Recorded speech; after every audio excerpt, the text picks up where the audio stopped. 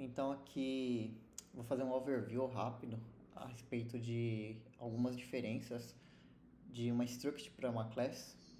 São dois tipos de dados bem importantes em Swift. Eu anotei alguns pontos para eu não me perder, tá? Então a primeira diferença, muito importante, é que uma struct ela é uma value type, né? Um tipo de valor. Então, ok, a struct é um tipo de valor, ou seja, é copiada ao ser atribuída ou passar como parâmetro. Então, a primeira característica aqui importante da struct é que uma class, né? Se eu fizer isso daqui, por exemplo, eu criei alguns exemplos aqui. Se eu... Opa, da struct não, da class aqui, ó. Oh, pronto, agora foi.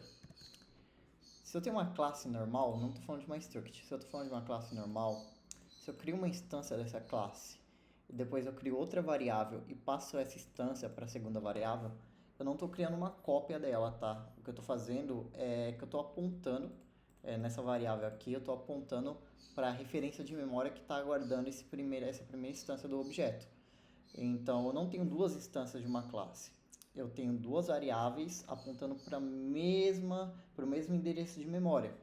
Então, se eu criar uma instância aqui e, por exemplo, atribuir esse endereço de memória a outra variável e alterar alguma coisa nele, por exemplo, a propriedade nome, você vai ver que vai ser alterado tanto na primeira quanto na segunda. Aqui, eu vou dar um print para ver e tanto a primeira quanto a segunda nome vai estar change class. Aí você fala, poxa, mas você alterou só na segunda, por que alterou na primeira? Exatamente, porque não existem dois objetos. É apenas um objeto que está alocado na memória e quando eu atribuí uma segunda variável, o que eu fiz foi apontar para aquele endereço de memória. Já uma struct ela é diferente. A struct, vou comentar aqui, e olha que bacana. Se eu fizer a mesma coisa, só que com uma struct, essa daqui, ó, product.dto, é uma struct. Você vai ver que esse comportamento não se repete, porque no momento que... Aqui, ó. Pode ver que eu alterei para, aqui no exemplo 2, o nome para changed, né? Só que aqui, você vê que quando eu der um print nele, no 2 ele mudou, só que no 1 ele permanece intacto aqui, como iPhone, como eu criei aqui na primeira. Você fala por quê? Porque essa é uma característica importante da struct, que quando eu crio uma struct, eu passo ela, seja como um argumento numa função, seja atribuindo ela uma nova variável, o que eu estou fazendo de fato é criar uma cópia, uma segunda cópia. E isso é a característica ali principal da struct que você tem que ter em mente. Que aqui eu estou criando realmente uma outra cópia, eu estou pegando a primeira e criando uma cópia num outro endereço de memória. Eu não estou apontando igual eu faço com uma classe, tá? Imutabilidade. Então ela é imutável, tá? Para alterar uma propriedade, tanto a instância quanto as propriedades precisam ser do tipo var. Então, se eu tiver aqui uma struct tiver var id aqui eu criar ela como let aqui, ó, eu criei product example let, aí eu colocar assim product example.id receive 10 aqui. Você vai ver que vai dar um erro aqui, ó. Você fala assim, poxa, mas por que lá não é do tipo var? Não pode ser alterado? Então, não, porque eu acabei de explicar aqui a struct, como ela tem essa característica de sempre fazer uma cópia, ela é pensada para que ela não seja mutável. Então, quando eu pego e eu faço isso daqui, ó, vou alterar para var para ficar mais claro aqui. Quando eu altero para var, funciona. Você vai ver que vai parar de dar o erro. Aí você fala, poxa, por que funciona? Porque no momento que eu altero uma propriedade de uma struct, eu não estou alterando a propriedade do objeto que está alocado na memória. O que o Swift por baixo dos panos está fazendo, na verdade, é retirar aquela instância da memória, né? Ele cria uma nova cópia e coloca esse novo valor nessa cópia e a cópia antiga ele descarta da memória. Então aqui eu não estou simplesmente trocando um valor de uma propriedade da instância. Nesse processo aqui bem simples, na verdade eu estou criando uma nova cópia, desalocando a antiga, jogando fora a antiga e alocando essa nova cópia agora da struct, tá? Por isso que sempre precisa ser var, mesmo que a propriedade esteja como var, para você poder atribuir, porque ela é imutável. Mutin, eu acho que é assim a pronúncia.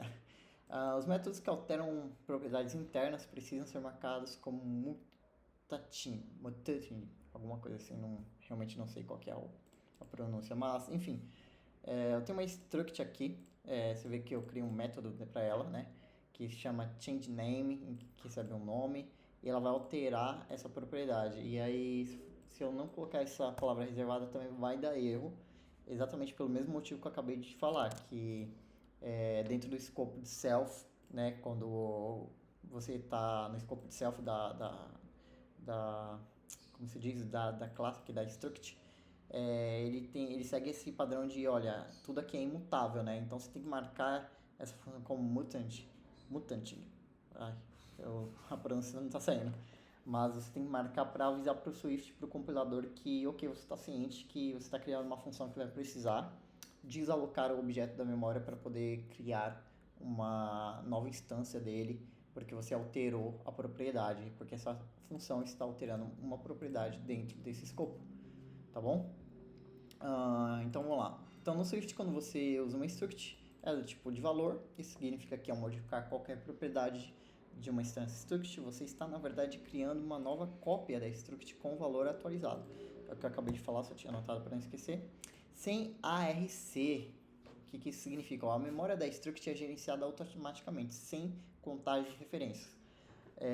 Uma class, né, como você pode ter várias referências de memória para a mesma instância, né, várias variáveis com a referência, apontando para o mesmo endereço de memória, como eu fiz aqui, por exemplo, né, quando eu criei, deixa eu descomentar aqui, quando eu fiz isso daqui, né, eu criei uma instância da classe, e aí eu tenho uma variável que está apontando, né, contendo o endereço de memória dessa instância, correto?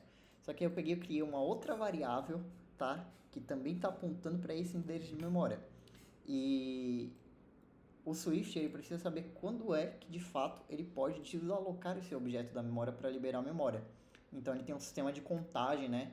Aqui no caso eu criei duas referências, então ele já está no número 2 aqui de contagem, dizendo que, olha, tem duas referências, duas variáveis que está apontando para a instância desse objeto. E ele tem esse ARC que ele fica fazendo a contagem para quando chega a zero, né? Quando não tem mais nenhuma variável que está apontando para aquele endereço de memória, ele de fato ir lá e desalocar o objeto porque ele entende que não vai ser mais utilizado. E a struct não tem isso, porque exatamente eu acabei de explicar, ela não cria vários apontamentos para o mesmo endereço de memória. Ela pega e cria novas cópias. Se você altera ela, cria uma nova cópia. Se você passa ela para outro escopo, para outra classe, para uma função, ela sempre pega e cria uma nova cópia dentro daquele escopo, né? Ela não passa a mesma referência de memória do objeto, tá bom?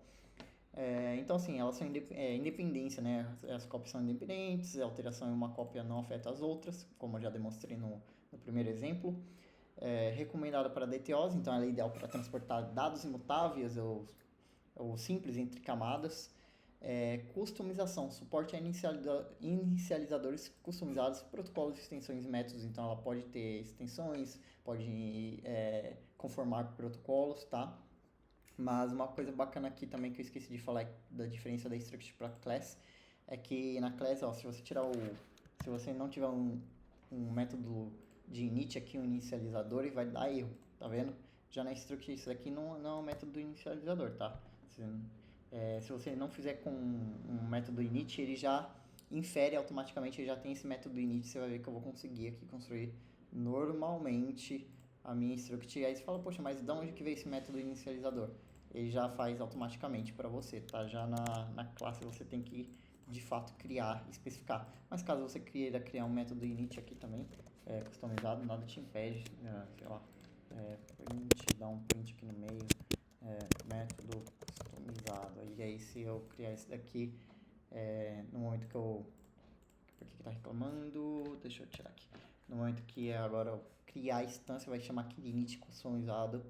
e vai dar um print aqui no meu console, pelo menos eu espero, não tinha testado isso, tá certo? No problem, sem problemas aqui. E aí o último é o escopo e ciclo de vida, né? A memória é liberada automaticamente ao sair do escopo, então no momento que eu crio uma struct aqui que eu saio desse escopo, né? Ele já libera a memória para mim.